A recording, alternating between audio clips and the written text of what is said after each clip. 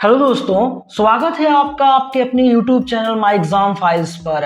आज हम देखेंगे अर्थशास्त्र के चौथे अध्याय हमारी वित्तीय संस्थाएं पर आधारित 20 ऐसे भी VI ऑब्जेक्टिव क्वेश्चन जो एग्जाम में सीधे सीधे आ सकते हैं।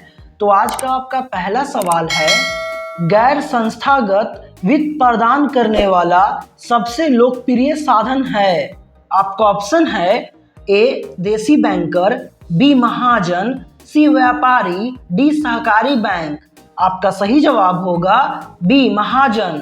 आपका दूसरा सवाल है, इनमें से कौन संस्थागत वित्त का साधन है। आपका ऑप्शन है ए सेठ साहूकार, बी रिश्तेदार, सी व्यावसायिक बैंक, डी महाजन।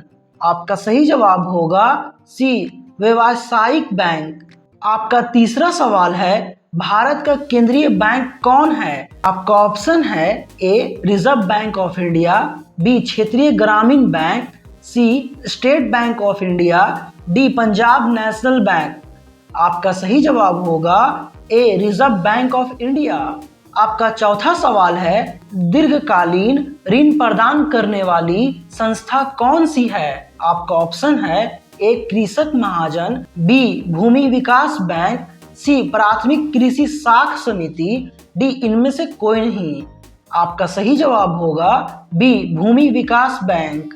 आपका पांचवा सवाल है, भारत की वित्तीय राजधानी किस शहर को कहा जाता है। आपका ऑप्शन है ए दिल्ली, बी मुंबई, सी पटना, डी बेंगलोर। आपका सही जवाब होगा बी मुंबई। आपका छठा सवाल है, सहकारिता प्रांतीय सरकारों का हस्तांतरित विषय कब बनी। आपका ऑप्शन है ए 1929, बी 1919, सी 1918, डी 1914। आपका सही जवाब होगा बी 1919। आपका सातवां सवाल है, व्यावसायिक बैंक का राष्ट्रीयकरण कब किया गया। आपका ऑप्शन है ए 1966, बी 1980, सी 1969, डी 1975। आपका सही जवाब होगा सी 1969। आपका आठवां सवाल है, भारतीय रिजर्व बैंक की स्थापना कब हुई। आपका ऑप्शन है ए 1934, बी 1935, सी 1948, डी 1951।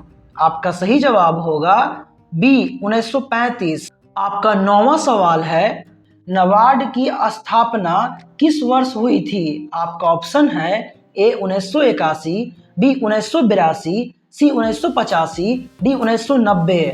आपका सही जवाब होगा बी 1982।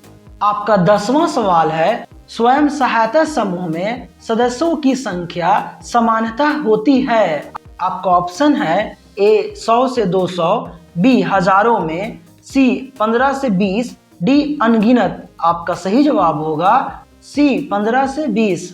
आपका 11वां सवाल है, वित्तीय संस्थाओं के प्रमुख कार्य क्या है। आपका ऑप्शन है ए ऋण देना, बी जमा स्वीकार करना, सी ए और बी दोनों, डी इनमें से कोई नहीं। आपका सही जवाब होगा सी ए और बी दोनों। आपका 12वां सवाल है, ओवरड्राफ्ट किस खाते पर दिया जाता है। आपका ऑप्शन है ए बचत खाता, बी चालू खाता, सी मियादी खाता, डी इनमें से कोई नहीं। आपका सही जवाब होगा बी चालू खाता। आपका 13वां सवाल है, भारत में कितने राष्ट्रीयकृत बैंक हैं। आपका ऑप्शन है ए 14, बी 19, सी 20, डी 12। आपका सही जवाब होगा डी 12। आपका 14वां सवाल है, बैंक का कार्य नहीं है। आपका ऑप्शन है ए लॉकर सुविधा, बी क्रेडिट कार्ड, सी नगद साख, डी स्वयं सहायता समूह बनाना। आपका सही जवाब होगा डी स्वयं सहायता समूह बनाना।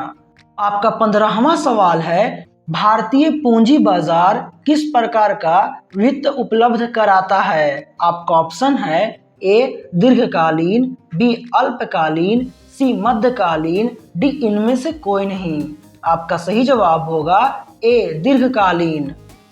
आपका 16वां सवाल है, निम्नलिखित में से कौन सा संस्थान भारत में मुद्रा जारी करने के लिए अधिकृत है? आपका ऑप्शन है A reserve bank of India, B State bank of India, C संसद, डी राष्ट्रपति। आपका सही जवाब होगा A reserve bank of India. आपका 17वां सवाल है, भारत में सहकारिता आंदोलन का प्रारंभ कब हुआ? आपका ऑप्शन है ए 1904, बी 1905, सी 1907, डी 1920। आपका सही जवाब होगा ए 1904। आपका 18वां सवाल है, भूमि विकास बैंक किस प्रकार का ऋण प्रदान करता है? आपका ऑप्शन है ए अल्पकालीन, बी मध्यकालीन, सी दीर्घकालीन, डी इनमें से सभी। आपका सही जवाब होगा सी दीर्घकालीन।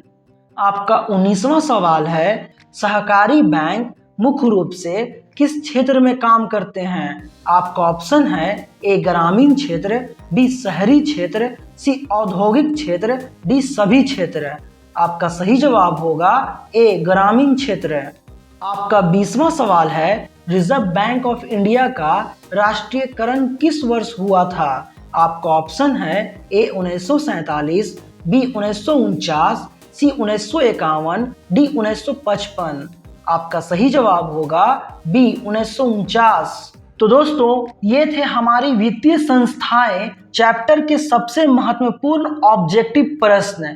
इस चैप्टर से हमने सीखा कि बैंक, सहकारी समितियां और नाबार्ड जैसी संस्थाएं सिर्फ पैसे का लेन देन ही नहीं करती, बल्कि यह हमारे देश के विकास की रीढ़ है।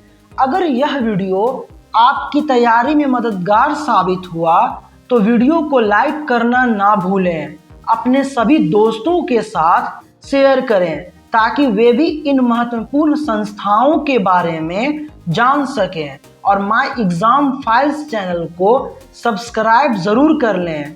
अगले वीडियो में हम अर्थशास्त्र के 5वें चैप्टर रोजगार एवं सेवाएं के VVI प्रश्नों के साथ मिलेंगे। तब तक पढ़ते रहिए और आगे बढ़ते रहिए।